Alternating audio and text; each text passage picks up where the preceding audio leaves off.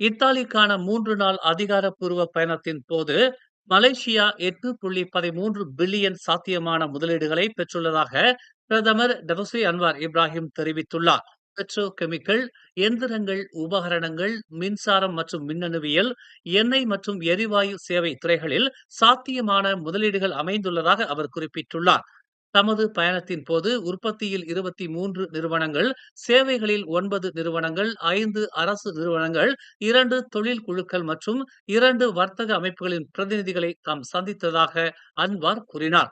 இத்தாலிய பிரதமர் ஜார்ஜியோ மெலோனியுடன் இருதரப்பு சந்திப்பின் போது இரு தலைவர்களும் எரிசக்தி, சூரிய சக்தி, புவி வெப்பம் மற்றும் ஹைட்ரஜன் துறைகளில் ஒத்துழைப்பை வலுப்படுத்த ஒப்புக்கொண்டனர்.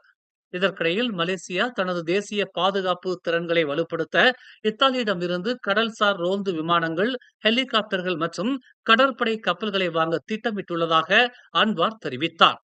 மெலோனியின் அழைப்பின் பேரில் அன்வார் கடந்த செவ்வாய்க்கிழமை ரோம் நகருக்கு முதல் அதிகாரப்பூர்வ வருகை தந்தார் என்பது குறிப்பிடத்தக்கது. மேலும் செய்திகளை தெரிந்து கொள்ள தமிழ் மலர் நாளிதழை பாருங்கள். உடனுக்குடன் செய்திகளை தெரிந்து கொள்ள தமிழ் மலர் இணையதளம், தமிழ் மலர் செயலி மற்றும் மலர் டிவி யூடியூப் சேனலை வலம் வாருங்கள். எங்களோடு இணைந்திருக்க மலர் டிவியை பதிவு செய்து கொள்ளுங்கள்.